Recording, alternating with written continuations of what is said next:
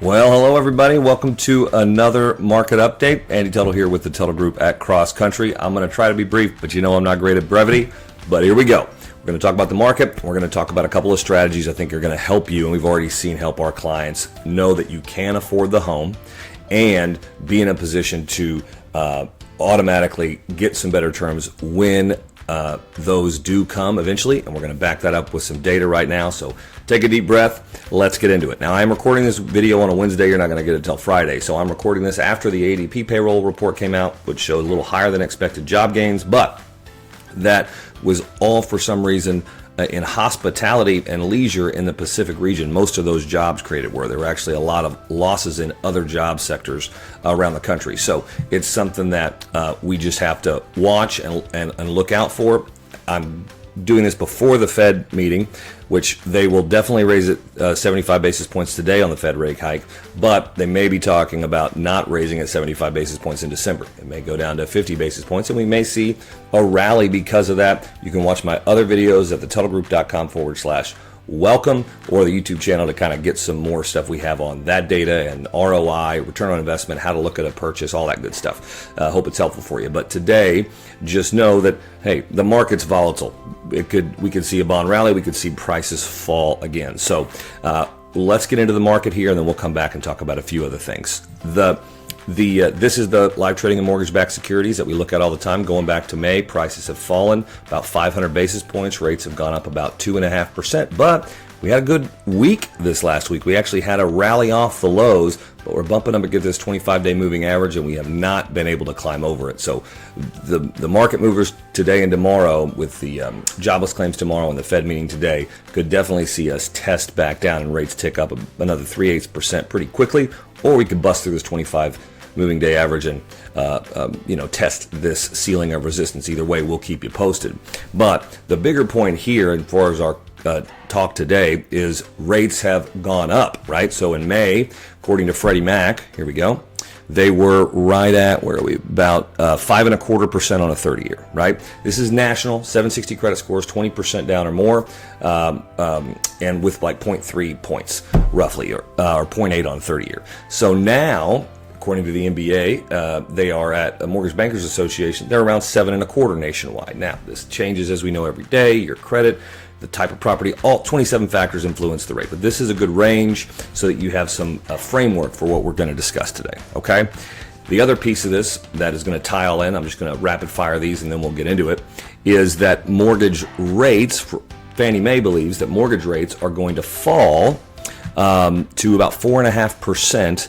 by 4.5% to 5% by the end of 2023. I don't 100% agree with him, but I do believe in the next 2 years, based on historical data since 1982, when we've been in a market like this, within 2 to 3 years, rates drop 1.5 to 3 points, sometimes a little bit more.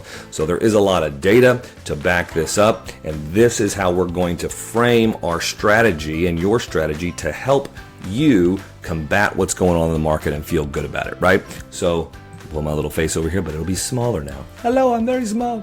So the deal is right now, and you'll probably get distracted by this analysis, but is that there are opportunities right now. Higher rates aren't good for purchasing power. However, they do eliminate competition because there's not as many buyers out there. That's why inventory is actually increased.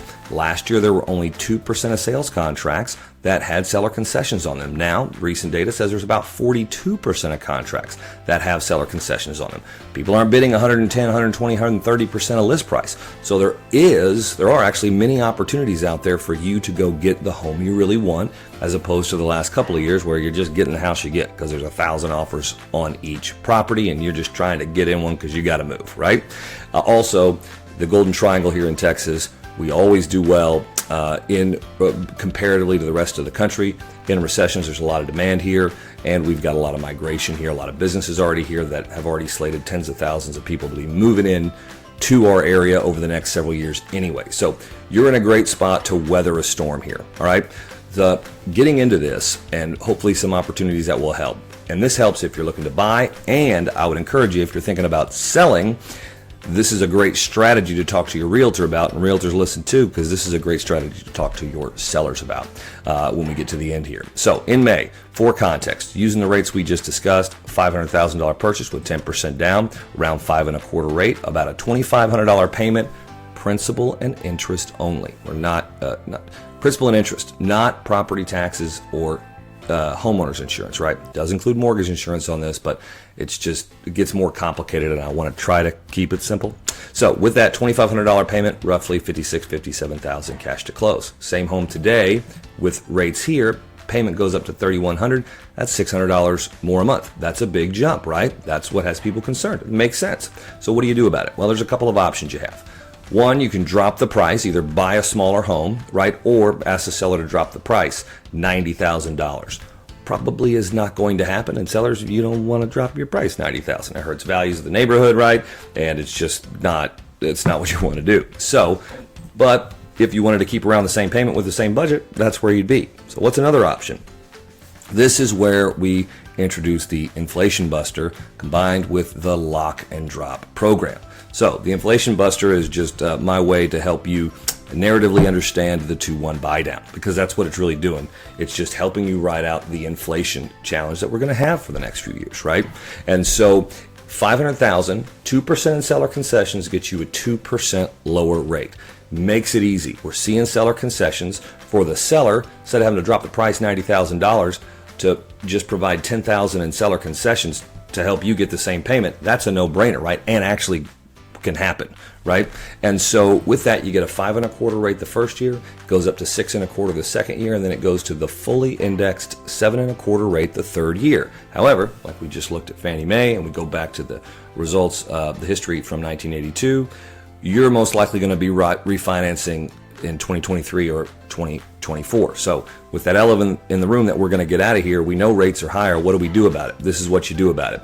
Get into Inflation Buster program. Negotiate your contracts with 2% in seller concessions. It is really important and better for the seller to pay the buy down for you, because that's what they're doing. It's a temporary buy down for a couple of years. Get you the same payment, right? Similar cash to close.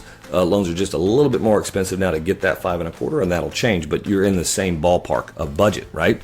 And this allows you to be able to feel good about the affordability of the payment, knowing you're most likely going to refinance in the next 2 years.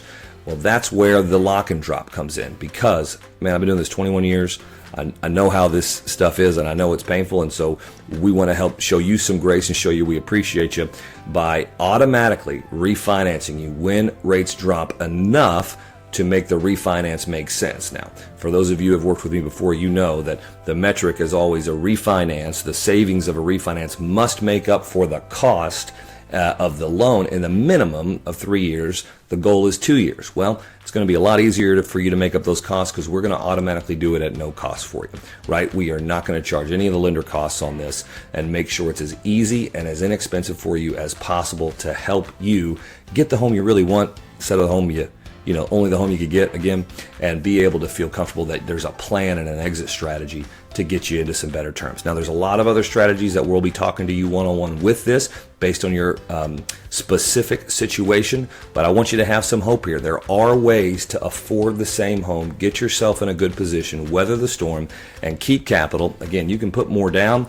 I do it at 10%, because if you watch my return on investment video, if you want to maximize return, you really want to do less down, keep the capital, leverage appropriately, and then when the rates drop, make a decision on how you want to handle that money. But a lot of other detail on that. If you want a call with me, please let me know. We're happy to talk to you. The team's here for you. We're in your corner. We're just a phone call away if you need us. Have a great week, and we appreciate you. Take care, and we'll talk soon.